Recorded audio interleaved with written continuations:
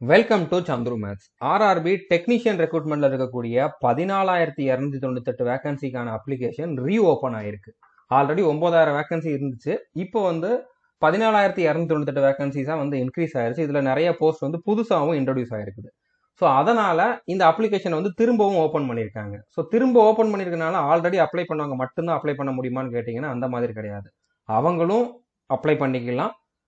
இது வரைக்கும் அப்ளையே பண்ணாம புதுசா அப்ளை பண்றவங்களும் பண்ணிக்கலாம். ஓகே, ஸோ நீங்க இது வரைக்கும் அப்ளை பண்ணவே இல்லை இந்த போஸ்ட்டுக்கு, இந்த 14,000 வேகன்சிக்கு நீங்க அப்ளை பண்ணலாமான்னு கேட்டீங்கன்னா தாராளமா அப்ளை பண்ணிக்கலாம். அதுக்கு அப்ளை பண்ணணும் அப்படின்னா நீங்க 12th மேத்ஸ் பிசிக்ஸ் இந்த 2 சப்ஜெக்ட் இருக்கக்கூடிய குரூப் படிச்சிருக்கணும்.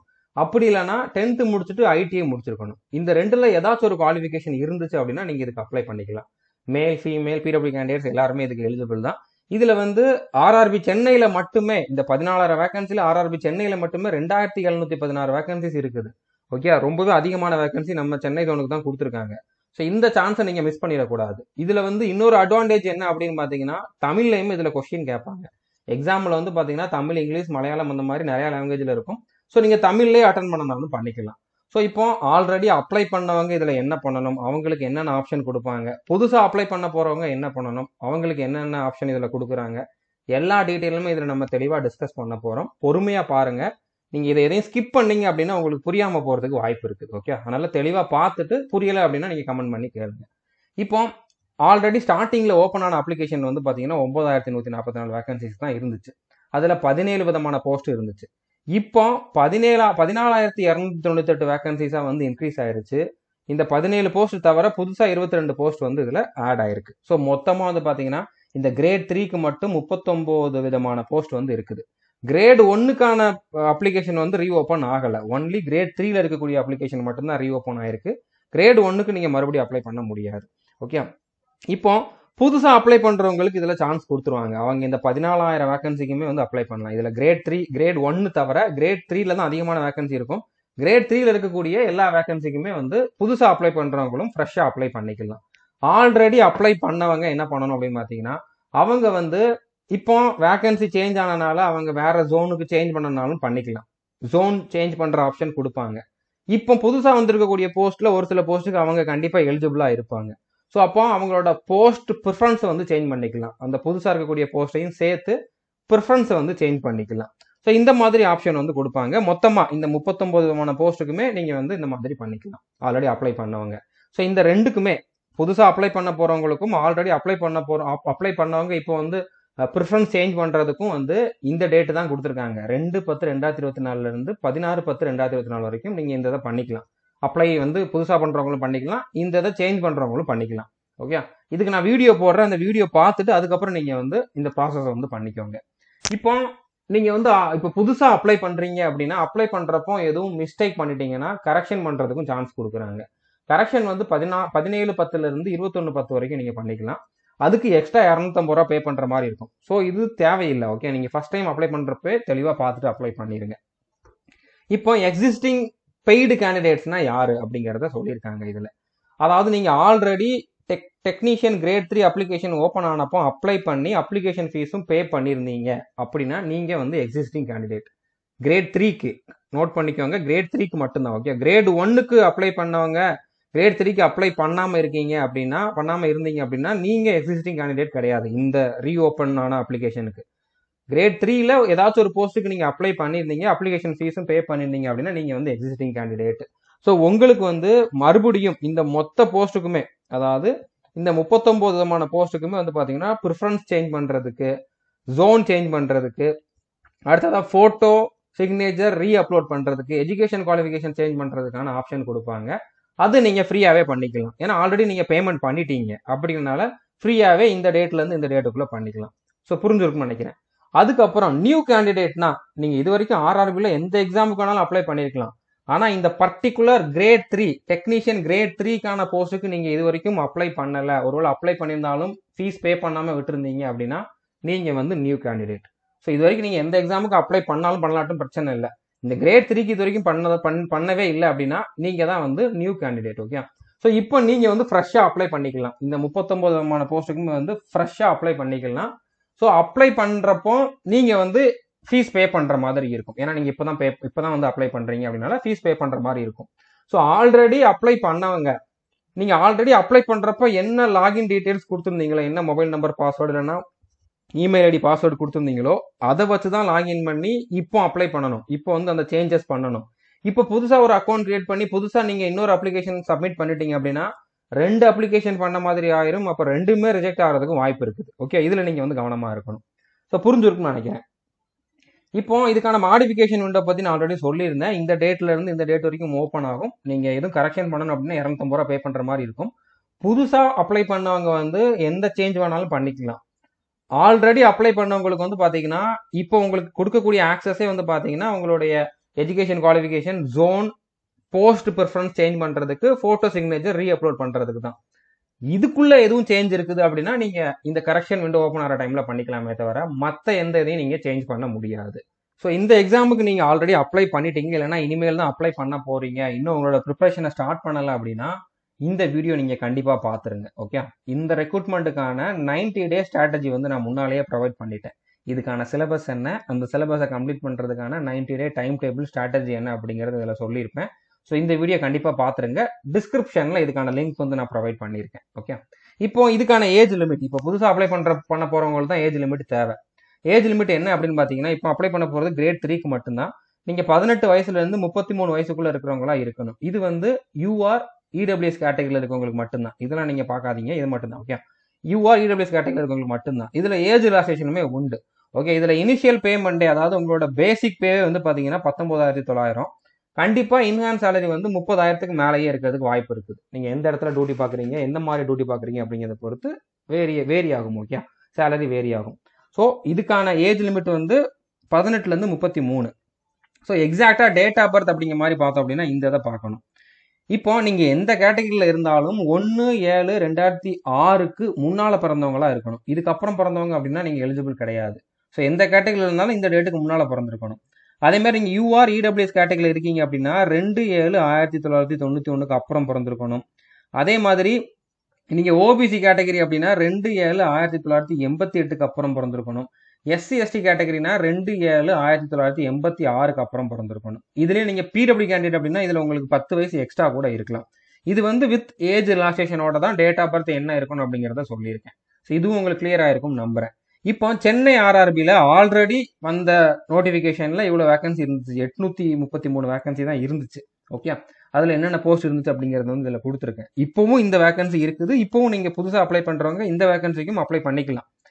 இதுல இப்ப சென்னை ஜோன்லயே வந்து பாத்தீங்கன்னா புதுசா இவ்வளவு வேகன்சி வந்து ஆட் ஆயிருக்குது. ஓகே, அதாவது 1883 வேகன்சிஸ் வந்து ஆட் ஆயிருக்குது. மொத்தமா சென்னை ஆர்ஆர்பியில மட்டுமே 2716 வேகன்சிஸ் இருக்குது. ஸோ இது வந்து மற்ற ஆர்ஆர்பியோட கம்பேர் பண்றப்போ ரொம்பவே அதிகம். மொத்தமே 14,000 தான், அதுல 2700 சென்னை ஆர்ஆர்பிக்கு அப்படிங்கிறப்ப ரொம்பவே அதிகம். ஸோ இது வந்து ஒரு கோல்டன் ஆப்பர்ச்சுனிட்டி, இதை வந்து நீங்க மிஸ் பண்ணிடாதீங்க. ஸோ சென்னை ஆர்ஆர்பியில என்னென்ன போஸ்ட்லாம் இருக்குது அப்படிங்கிறது வந்து இதுல இருக்குது. எந்தெந்த கேட்டகரிக்கு எவ்வளோ வேகன்சி, பிடபிள்யூடியில் எந்தெந்த கேட்டகரிக்கு எவ்வளோ வேகன்சி, எல்லா டீட்டெயிலுமே இதுல இருக்குது.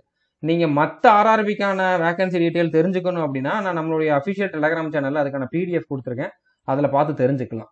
இப்போ ஆர்ஆர்பி திருவனந்தபுரத்துல வந்து பாத்தீங்கன்னா உங்களுக்கு வேகன்சி இன்க்ரீஸே ஆகலை அப்படிங்கிற மாதிரி சொல்லலாம். ஏன்னா அப்படியே தான் இருக்குது, ஆகவே இல்லை, அதே வேகன்சி தான் இதுல இருக்குது. உங்களுக்கு தமிழ்நாட்டில் போஸ்டிங் வேணும் அப்படின்னா ஒன்று நீங்க வந்து சென்னை ஆர்ஆர்பியில் அப்ளை பண்ணணும், இல்லைன்னா திருவனந்தபுரம் ஆர்ஆர்பியில் அப்ளை பண்ணணும். யார் வேணாலும் எந்த ஆர்ஆர்பியில் வேணாலும் அப்ளை பண்ணலாம். ஆனால் நீங்க எங்க அப்ளை பண்றீங்களோ அங்கதான் உங்களுக்கு பர்மனண்டா போஸ்டிங் இருக்கும். ஓகே, இப்போ இந்த போஸ்ட், அதாவது இந்த கேட்டகரி 19ல இருக்கக்கூடிய டெக்னீஷியன் கிரேட் 3 டெலிகம்யூனிகேஷன் போஸ்ட் வந்து பாத்தீங்கன்னா மொத்தமே வந்து இதுக்கு ஒரு 13 வேகன்சி தான் இருக்குது. இது வந்து ஆர்ஆர்பி ஜம்மு ஸ்ரீநகர்ல மட்டும்தான் இருக்குது. இதை ஏன் நான் சொல்றேன் அப்படின்னா இந்த போஸ்ட்டுக்கு வந்து 12th முடிச்சவங்களும் அப்ளை பண்ணலாம். 12th முடிச்சவங்க அப்ளை பண்றது 2 கேட்டகரியில மட்டும்தான். ஒன்னு இந்த டெலிகம்யூனிகேஷன், இன்னொன்று வந்து signal and telecommunication. Signal and telecommunication already முன்னாலேயே வந்த வேகன்சி தான், அதுக்கு இப்போ புதுசா அப்ளை பண்றவங்க பண்ணனா பண்ணிக்கலாம். ஸோ எக்ஸ்ட்ரா இந்த ஒரு போஸ்ட் இருக்குது 12th கம்ப்ளீட் பண்ணவங்களுக்குன்னு.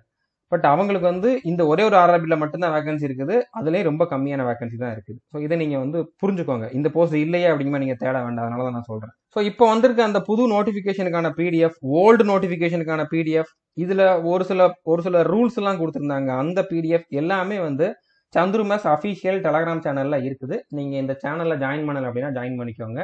டெலகிராமை ஓப்பன் பண்ணிட்டு சந்துருமேஸ் அஃபிஷியல்னு சர்ச் பண்ணாலே நம்ம சேனல் வந்துடும். அதில் 57,000 பேர் இப்போதைக்கு இருக்காங்க. ஓகே, இதில் நீங்கள் ஜாயின் பண்ணலாம், ஜாயின் பண்ணிக்கோங்க. அந்த பிடிஎஃப் எல்லாமே இதில் அவைலபிளாக இருக்குது. ஓகே, இப்போ பிடபிள்யூ கேண்டிடேட்டுக்கான அந்த அப்ரிவியேஷன் என்னென்ன அப்படிங்கிறத பார்க்கலாம். விஐனா விஷுவலி இம்பேர்டு, ஹெச்ஐனா ஹியரிங் இம்பேர்டு. இப்போ விஐக்குள்ளேயே பினா பிளைண்டு, எல்வினா லோ விஷன். இதெல்லாம் நீங்கள் தெரிஞ்சுக்கோங்க. வீடியோ பாஸ் பண்ணிட்டு உங்களோட கேட்டகரி என்ன அப்படிங்கிறத பார்த்துக்கோங்க. இது வந்து மாற்றுத்திறனாளிகளுக்காக நான் சொல்கிறேன். ஓகே, ஸோ அவங்க வந்து ஒரு சில போஸ்ட்டுக்கு தான் எலிஜிபிளாக இருப்பீங்க. அதை வந்து நீங்கள் அஃபிஷியல் நோட்டிஃபிகேஷனில் தேடி பார்த்துக்கலாம். ஓகே, அதாவது இதில் கொடுத்துருக்காங்க எல்டி, விஐ, ஹெச்ஐக்கு வந்து எவ்வளோ வேகன்சி இருக்குது அப்படிங்கிறத கொடுத்துருக்காங்க. ஸோ எல்டினா என்ன, விஐனா என்ன, ஹெச்ஐனா என்ன அப்படிங்கிறத வந்து நீங்கள் இதில் பார்த்து தெரிஞ்சுக்கோங்க. ஓகே, இப்போ இதுக்கான எஜுகேஷன் குவாலிஃபிகேஷன் பற்றி நான் ஆல்ரெடி சொல்லிட்டேன். மேக்ஸிமம் போஸ்ட்டுக்கு வந்து ஐடிஐ முடிச்சிருக்கணும். 10th முடிச்சு ஐடிஐ முடிச்சவங்க எல்லாருமே எலிஜிபிள். ஒரு சில போஸ்ட்டுக்கு, அதாவது சிக்னல் அண்ட் டெலிகம்யூனிகேஷன் இந்த 2 போஸ்ட்டுக்கு மட்டும் 10th முடிச்சு +2 முடிச்சிருக்கணும். 12th வந்து பிசிக்ஸ், மேத்ஸ் இந்த 2 சப்ஜெக்ட் இருக்கக்கூடிய குரூப் வந்து நீங்க படிச்சிருக்கணும். அப்படி இருந்தாதான் அந்த 2 போஸ்ட்டுக்கும் eligible. Okay, so PW candidate இதை வச்சே நீங்க தெரிஞ்சுக்கலாம். இது எல்லாமே அஃபிஷியல் நோட்டிஃபிகேஷன்ல இருக்குது. அந்த 2 பிடிஎஃப் நீங்க ஓப்பன் பண்ணி பாருங்க. இப்போ ஃபார் எக்ஸாம்பிள் இந்த டெலிகம்யூனிகேஷன் கிரேட் 3 இந்த போஸ்டே பாருங்களேன். இந்த போஸ்ட்டுக்கு வந்து பாத்தீங்கன்னா எல்டி கேட்டகரியில இந்தந்த கேட்டகரியில் இருக்கவங்க எலிஜிபிள், விஐ கேட்டகரியில இருக்கவங்க எலிஜிபிள் கிடையாது, ஹெச்ஐ எம்டியில் இருக்கவங்க எலிஜிபிள் கிடையாது. ஓகே, இதை நீங்க வந்து கம்பேர் பண்ணி பார்த்துக்கோங்க நீங்க எந்தெந்த போஸ்ட்டுக்கு எலிஜிபிள் அப்படின்னு. அதே மாதிரி ஐடிஐல மேக்ஸிமம் எல்லா ஐடிஐ முடிச்சவங்களும் எலிஜிபிள் தான். பட் அவங்க பர்டிகுலரா எந்தெந்த போஸ்ட்டுக்கு எலிஜிபிள்னு தெரிஞ்சுக்கணும் அப்படின்னா நான் கொடுத்துருக்கக்கூடிய அந்த 2 பிடிஎஃப் ஓப்பன் பண்ணி பாருங்க. அதுல வந்து இதுலேயே கொடுத்துருப்பாங்க. இப்போ கார்பெண்டருக்கு வந்து பாத்தீங்கன்னா கார்பெண்டர், ஃபர்னிச்சர் இதுல ஐடிஐ முடிச்சவங்க எலிஜிபிள் இந்த ட்ரேட்ல. ஸோ எந்தெந்த ட்ரேட் அப்படிங்கறது இதுல கொடுத்துருப்பாங்க. நீங்க இதை தேடி தேடி பார்க்கணும்னு அவசியம் இல்லை. 2ஆம் தேதி அப்ளிகேஷன் ஓப்பன் ஆகுது. அப்போ நீங்க டைரக்டா அப்ளை பண்ண ஸ்டார்ட் பண்ணிடுங்க. நீங்க உங்களோட குவாலிஃபிகேஷன் அதுல கொடுத்தா உங்களோட குவாலிஃபிகேஷனுக்கு எந்தெந்த போஸ்ட் நீங்க அப்ளை பண்ற ஜோன்ல இருக்குதோ அது ஆட்டோமேட்டிக்கா வந்துடும். ஸோ நீங்க தேடி பார்க்க வேண்டிய அவசியமே கிடையாது. ஓகே, இப்போ இதுல மெடிக்கல் ஸ்டாண்டர்டும் இருக்கணும். இப்போ இதுல வந்து பாத்தீங்கன்னா ஒவ்வொரு போஸ்ட்டுக்குமே வந்து மெடிக்கல் ஸ்டாண்டர்ட் கொடுத்துருப்பாங்க. C1 C1 C1 C1 அந்த மாதிரி கொடுத்துருக்காங்க. இதுக்கு வந்து பாத்தீங்கன்னா B1 B1 B1 B1 B2 அப்படிங்கிற மாதிரி கொடுத்துருக்காங்க. ஸோ இதையும் நீங்க செக் பண்ணணும். உங்களோட குவாலிஃபிகேஷன் செக் பண்றப்போ மெடிக்கல் ஸ்டாண்டர்ட் உங்களுக்கு இருக்குதா அப்படிங்கிறதையும் செக் பண்ணணும். ஸோ அது என்ன அப்படிங்கிறத பார்க்கலாம். இப்போ A3ன்னு ஒரு போஸ்ட் கொடுத்துருக்காங்க அப்படின்னா நியர் விஷன் வந்து 0.6 இருக்கணும். வித் ஆர் வித்தவுட் கிளாஸஸ் தான். நீங்க கண்ணாடி போட்டிருந்தாலும் எலிஜிபிள் தான். அதே மாதிரி டிஸ்டன்ஸ் விஷன் வந்து பாத்தீங்கன்னா 6/9 வந்து இருக்கணும். உங்களுடைய நீங்க ஒருவேளை ஸ்பெக்ஸ் யூஸ் பண்றீங்க அப்படின்னா உங்களோட லென்ஸோட பவர் வந்து பாத்தீங்கன்னா 2 டயாப்டரை விட அதிகமா இருக்கக்கூடாது, அதை விட கம்மியா தான் இருக்கணும். ஓகே, அதையும் இதுல வந்து மென்ஷன் பண்ணிருக்காங்க. மற்றபடி ஸ்பெக்ஸ் போட்டிருக்கிறவங்க எலிஜிபிள். ஸ்பெக்ஸ் போட்டிருக்கிறப்போ உங்களுக்கு இந்த மாதிரி இருக்கணும். ஓகே, அதே மாதிரி கலர் விஷன் இருக்கக்கூடாது, கலர் பைனஸ் இருக்கக்கூடாது, பைனாகுலர் விஷன், நைட் விஷன் இதெல்லாமே வந்து இருக்கணும். ஓகே, B1 ஸ்டாண்டர்ட் கேட்டிருக்காங்க அப்படின்னா அதுக்கு வந்து ஒரு கண்ணில் 6/9 இன்னொரு கண்ணில் 6/12 இருக்கணும். இதுவுமே வந்து வித் ஆர் வித்தவுட் கிளாஸஸ் தான். நியர் விஷன் வந்து 0.6 தான். இதுலயுமே colour vision, binocular vision, night vision எல்லாமே வந்து தேவைப்படும். B2 ஸ்டாண்டர்ட்னு கொடுத்துருக்காங்கன்னா அதுவுமே வந்து 6/9 6/12 0.6 தான். இதுவுமே வித் ஆர் வித்தவுட் கிளாஸஸ் தான். பட் இதுக்கு வந்து கலர் பைனஸ் அந்த மாதிரிலாம் கேட்கல, நைட் விஷன்லாம் கேட்கல, பைனாகுலர் விஷன் மட்டும் இருந்தால் போதுமானது. ஸோ இது இருக்குதா அப்படிங்கிறத நீங்க செக் பண்ணிக்கணும். ஓகே, நீங்க இந்த போஸ்ட்டுக்கு எலிஜிபிள் அப்படின்னாலுமே இந்த மெடிக்கல் ஸ்டாண்டர்ட் உங்ககிட்ட இருக்குதா அப்படிங்கிறதையும் பார்த்துக்கோங்க. இப்போ இதுல வந்து ஆல்ரெடி அப்ளை பண்ணவங்க இப்போ புதுசா எதுவும் பே பண்ண வேண்டிய அவசியம் கிடையாது.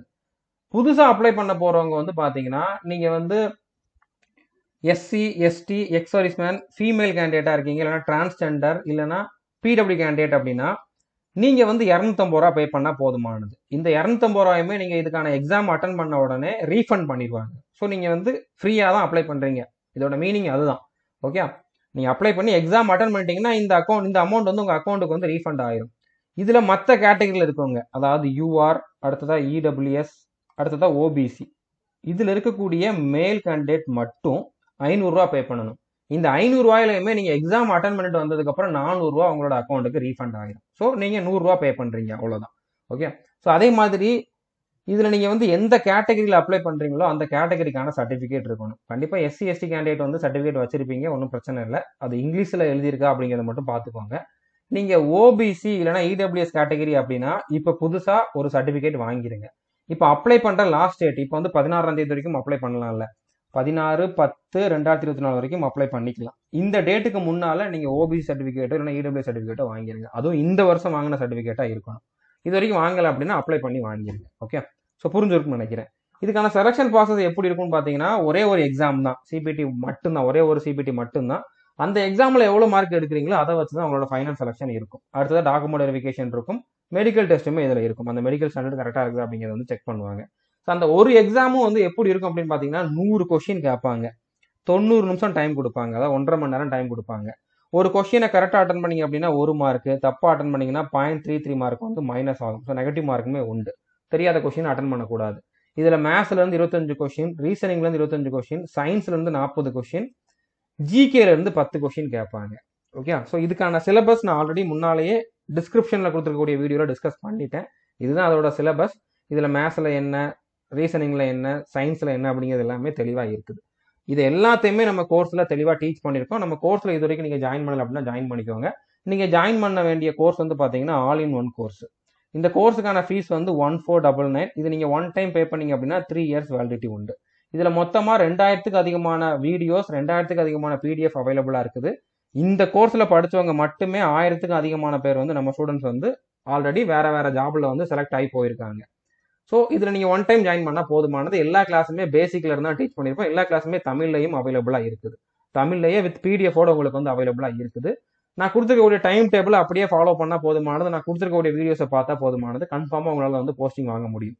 ஸோ அதுக்கு நீங்கள் நம்மளுடைய ஆண்ட்ராய்டு ஆப் இல்லைனா iOS ஆப் இல்லைனா வெப்சைட்டை வந்து யூஸ் பண்ணணும். ஓகே, நீங்கள் நம்ம ஆப் இன்ஸ்டால் பண்ணல அப்படின்னா இன்ஸ்டால் பண்ணிக்கோங்க. டிஸ்கிரிப்ஷனில் how to join our courses அப்படின்னு சொல்லி ஒரு வீடியோ போட்டிருக்கேன். அந்த வீடியோ பார்த்துட்டு நம்ம கோர்ஸில் நீங்கள் ஜாயின் பண்ணிக்கோங்க. இல்லைனா நம்ம ஆப்பை நீங்கள் இன்ஸ்டால் பண்ணாலே நீங்கள் இன்ஸ்டால் பண்ணி ஒரு 4 ஹவருக்குள்ளே உங்களுக்கு அந்த வீடியோவை நாங்களே அனுப்பிச்சிருவோம். அதை பார்த்துட்டு நீங்கள் வந்து ஜாயின் பண்ணிக்கலாம். ஓகே, நீங்கள் நம்ம கோர்ஸில் ஜாயின் பண்ணதுக்கப்புறம் அடுத்த செகண்டே உங்களோட கோர்ஸ் வந்து ஆக்டிவேட் ஆயிரும்.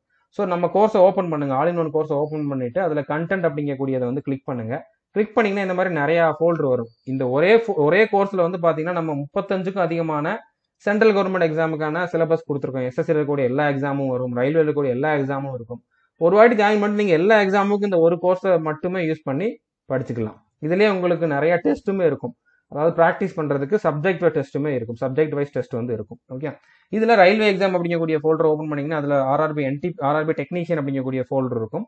அதில் கிரேட் 3க்கு தனியாக ஒரு ஃபோல்டர், கிரேட் 1க்கு தனியாக ஒரு ஃபோல்டர் இருக்கும். கிரேட் 3 ஃபோல்டர் ஓப்பன் பண்ணிங்கன்னா அதுக்கான டைம் டேபிள் இருக்கும். அந்த டைம் டேபிளில் நான் என்ன சொல்லியிருக்கேனோ அதை வந்து அப்படியே நீங்கள் ஃபாலோ பண்ணுங்கள். டிஸ்கிரிப்ஷனில் இருக்கக்கூடிய ஸ்ட்ராட்டஜி வீடியோ பார்த்தீங்கன்னா உங்களுக்கு புரியும் டைம் டேபிள் எப்படி ஃபாலோ பண்ணணும் அப்படின்னு சொல்லி. ஓகே, ஸோ புரிஞ்சிருக்கும்னு நினைக்கிறேன். கண்டிப்பாக இந்த வீடியோ உங்களுக்கு ரொம்ப ரொம்ப யூஸ்ஃபுல்லாக இருந்திருக்கும்னு நம்புகிறேன். இதில் கொஞ்சம் காம்ப்ளிகேட்டடான திங்ஸ் எல்லாமே இருந்துச்சு. 2-3 பிடிஎஃப்ல மாற்றி கொடுத்துருந்தாங்க. எல்லாத்தையுமே கம்பைன் பண்ணி ஒரு வீடியோ வந்து நான் கொஞ்சம் எவ்வளோ முடியுமோ அவ்வளோ குயிக்கான டைமில் வந்து கொடுத்துருக்கேன். இதில் நான் கொடுத்ததில் எதுவும் உங்களுக்கு தப்பாக தெரியுது, இந்த மாதிரி நான் எதுவும் மிஸ்டேக் பண்ணியிருக்கேன் அப்படிங்கிற மாதிரி தெரிஞ்சால் நீங்கள் தாராளமாக கமெண்ட் பண்ணி சொல்லலாம். நான் அடுத்த வீடியோவில் அதை வந்து கரெக்ட் பண்ணிக்கிறேன். மேக்ஸிமம் நான் எல்லாமே கரெக்டாக தான் கொடுத்துருக்கேன்.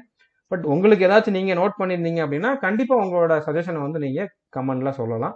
இது வரைக்கும் நம்ம சேனலை நீங்கள் சப்ஸ்கிரைப் பண்ணலாம் அப்படின்னா சப்ஸ்கிரைப் பண்ணிட்டு பெல் ஐக்கனை கிளிக் பண்ணி வச்சுக்கோங்க. All the best. தேங்க்யூ.